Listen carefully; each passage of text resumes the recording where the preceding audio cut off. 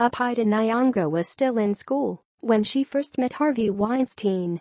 In a lengthy op-ed for the New York Times, the Oscar-winning actress adds her voice to a growing chorus of women in Hollywood and details years of uncomfortable encounters with the now-disgraced producer. Tellingly, as Nyong'o's fame grew, Weinstein's attitude towards her changed dramatically. Nyong'o's various interactions with Weinstein will sound familiar to anyone who has been following the story for the past few weeks. Meetings in hotel rooms, requests for massages, Weinstein's female accomplices' assistance, and the promise of career advancement as quid pro quo. When she first met the mogul in 2011, Nyong'o was still a student at the Yale School of Drama. Not knowing much about Weinstein, she asked a female producer, who goes unnamed in the article, what to do when a studio head was introduced to her. "Keep Harvey in your corner," was the advice, as well as the warning, "He is a good man to know in the business, but just be careful around him. He can be a bully." Nyong'o explains all the ways she tried to adopt a cautious attitude, such as using the formal Mr. Weinstein and refusing to drink alcohol, despite his repeated insistence. During their second meeting, Weinstein invited Nyong'o to his house in Westport, Connecticut, to watch a film in his private screening room with his family and to talk to her about a potential role. However, after she met his staff and his children, Nyong'o describes being pressured to leave the movie alone with Weinstein. Not wanting to make a scene in front of his kids, Nyong'o says she complied. What follows in her account is right out of the Weinstein playbook. She writes, "Harvey led me into a bedroom, his bedroom, and announced that he wanted to give me a massage. I thought he was joking at first. He was not. For the first time since I met him, I felt unsafe.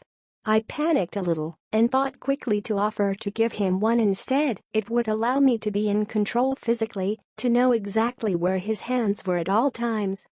Part of our drama school curriculum at Yale included body work, using massage techniques on one another to understand the connection between body, mind and emotion, and so I felt I could rationalize giving him one and keep a semblance of professionalism in spite of the bizarre circumstance. He agreed to this and lay on the bed. Nyong'o says that as she tried to figure out how to get out of the situation, Weinstein tried to take off his pants. "If we're not going to watch the film, I really should head back to school," she remembers saying, and recalls, in chilling detail, how the members of his household, the potential witnesses, including his children, were all, strategically, it seems to me now, in a soundproof room. The role Weinstein allegedly wanted to talk to her about was on the HBO series he produced, the #1 Ladies Detective Agency. He had gone so far as to send his staff to pick up a box set to show her. Nyong'o later found out that show had been off the air since 2009. Nyong'o met Weinstein a couple more times before appearing in her first film, 2013's 12 Years a Slave. On one instance, she was careful to bring along 2 male friends as protection against his advances. Mollified by his behavior on that occasion, Nyong'o met Weinstein again in 2011 at his favorite stomping grounds, a hotel. Nyong'o recounts the same scenario that a number of Weinstein accusers have laid out. A female assistant is on hand at first, but then quickly disappears, followed by the proposition, "Let's cut to the chase. I have a private room upstairs where we can have the rest of our meal." I was stunned. I told him I preferred to eat in the restaurant. He told me not to be so naive. If I wanted to be an actress, then I had to be willing to do this sort of thing. He said he had dated famous actress X and Y, and look where that had gotten them. I was silent for a while before I mustered up the courage to politely decline his offer. "You have no idea what you are passing up," he said. "With all due respect, I would not be able to sleep at night if I did what you are asking, so I must pass," I replied. Weinstein bundled Nyong'o into a cab, and when the aspiring actress, afraid her name would be mud in Hollywood, after turning him down, asked if they were good, she remembers him responding, "I don't know about your career, but you'll be fine." At the Toronto Film Festival 2 years later, Nyong'o and the rest of her 12 years a slave co-stars were the toast of the town. Weinstein approached her again there. He said he couldn't believe how fast I had gotten to where I was and that he had treated me so badly in the past. He was ashamed of his actions and he promised to respect me moving forward.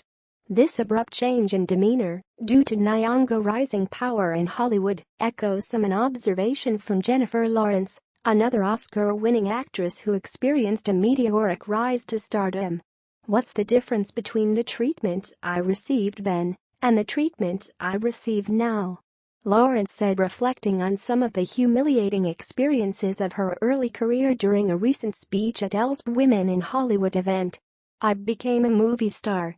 As a movie star and, soon, Oscar winner, Nyong'o received very different treatment from Weinstein, but, keeping a promise she had already made to herself, refused to work with him despite repeated offers." Nyong'o concludes her op-ed explaining, as many women have done in recent weeks, why she is only speaking out now about Weinstein and his behavior towards her. "I did not know that there was a world in which anybody would care about my experience with him. You see, I was entering into a community that Harvey Weinstein had been in, and even shaped, long before I got there. He was one of the first people I met in the industry, and he told me, this is the way it is. And wherever I looked, everyone seemed to be bracing themselves in dealing with him, unchallenged. I did not know that things could change. I did not know that anybody wanted things to change."